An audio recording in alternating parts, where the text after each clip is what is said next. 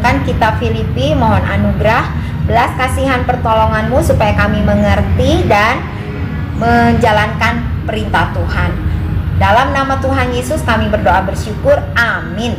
Hai anak-anak, jumpa lagi dalam renungan harian Habatus. Puji Tuhan, kita sudah sampai di kitab Filipi. Yuk kita buka Filipi 1 ayat 27 sampai 30. Nanti semua dibaca di rumah ayat-ayatnya ya. Yuk sama-sama kita baca ayat 27. 1, 2, 3. Hanya hendaklah dirimu berpadanan dengan Injil Kristus, supaya apabila aku datang aku melihat, dan apabila aku tidak datang aku mendengar bahwa kamu teguh berdiri dalam satu roh dan sehati sejiwa berjuang untuk iman yang timbul dari berita Injil. Nah anak-anak, kitab Filipi ditulis oleh siapa? Betul, Rasul Paulus. Di mana Rasul Paulus ini menulis kitab atau surat Filipi ini? Ketika berada di mana? Di dalam penjara. Kenapa sih Rasul Paulus di penjara? Karena Rasul Paulus memberitakan Injil, ya. Orang banyak tidak suka dengar Injil Tuhan Yesus Kristus, apalagi orang Yahudi. Karena Tuhan Yesus pada waktu itu dianggap merusak ajaran agama Yahudi. Padahal Tuhan Yesus bukannya merusak ajaran agama Yahudi atau hukum Taurat ya, tapi malah menyempurnakan ajaran agama Yahudi, menyempurnakan hukum Taurat yang pada waktu itu mulai tidak benar. Banyak orang menganggap bahwa Rasul Paulus menyebarkan ajaran sesat atau ajaran yang tidak baik. Tetapi meskipun di dalam penjara, Rasul Paulus tidak putus asa, tidak berhenti, tidak diam saja. Rasul Paulus terus memberitakan Injil. Gimana ya caranya? Kan di penjara. Gimana caranya bisa memberitakan Injil? Nah, dalam pimpinan Tuhan, Rasul Paulus memberitakan Injil dengan cara menulis surat. Lalu suratnya dikirim, ya, dikirim kepada jemaat di Filipi untuk memberi semangat kepada jemaat yang ada di kota Filipi agar mereka tetap berpegang teguh pada ajaran Tuhan Yesus Kristus, ya. Waduh, semangatnya dari mana ini? Semangat dari Tuhan Yesus Kristus. Tuhan Yesus waktu mau menggantikan hukuman dosa kamu dengan dosa dan saya, meskipun dia sangat menderita, ada tetap semangat cinta kasih, semangat belas kasihan, semangat kasih karunia, semangat sampai dia mati di atas kayu salib. Tapi dia bangkit pada hari yang ketiga supaya kamu dan saya yang percaya diselamatkan. Kenapa sih Rasul Paulus perlu menulis surat untuk jemaat di Filipi?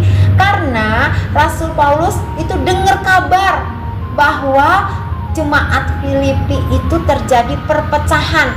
Perpecahan itu bisa jadi saling bermusuhan ya. Wah, bermusuhan. Tentu saja hal ini membuat hati Rasul Paulus sedih. Nah, melalui surat yang dikirim, Rasul Paulus memberikan semangat agar semua orang yang sudah percaya kepada Tuhan Yesus tetap teguh di dalam kasih Kristus, supaya mereka bisa berdamai lagi, supaya bisa bersatu lagi, saling sayang lagi, saling peduli lagi, dan perpecahan tidak ada. Perpecahan dihancurkan. Nah, hari ini kamu dan saya diingatkan untuk melihat teladan hidup Rasul Paulus ya, yang gak pernah menyerah meskipun dalam keadaan susah. Dia selalu bersandar kepada Tuhan. Dia selalu mengingat firman Tuhan. Dia selalu senang melakukan kehendak Tuhan. Dia susah, tapi dia melakukan apa yang menjadi kesenangannya Tuhan, yaitu memberitakan Injil. Dan Rasul Paulus dalam kesusahannya tetap menjadi berkat bagi banyak orang. Bahkan sampai hari ini surat-surat Rasul Paulus menjadi berkat juga buat kamu dan saya, yang mengingatkan agar kita senang memberitakan Injil, senang memberitakan Tuhan Yesus. Meskipun keadaan kita tidak sedang baik-baik saja, mari kita terus belajar firman Tuhan. Mari kita terus setia memberitakan Injil. Di mana saja kita bisa beritakan, di rumah kita sendiri, di sekolah, di gereja, dimanapun.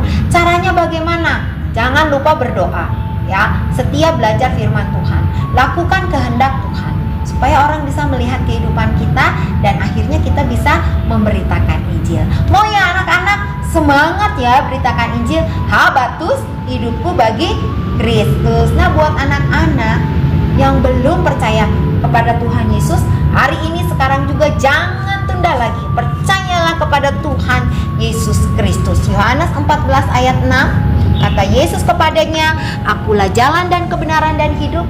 Tidak ada seorang pun yang datang kepada Bapa kalau tidak melalui Aku." Puji Tuhan, mari kita berdoa. Kami bersyukur karena kami sudah diselamatkan. Saatnya kami senang memberitakan Injil kepada sesama kami. Biarlah sejak kecil kami senang melakukan kehendak Tuhan, sehingga Injil dapat diberitakan dalam kehidupan kami. Ampuni kami jika kami masih malas. Dengarkanlah doa kami. Terima kasih Bapa, dalam nama Tuhan Yesus kami berdoa bersyukur. Amin. Halo, jumpa lagi dalam renungan Habatus. Habatus, hidupku bagi Kristus. Dah. Habatus.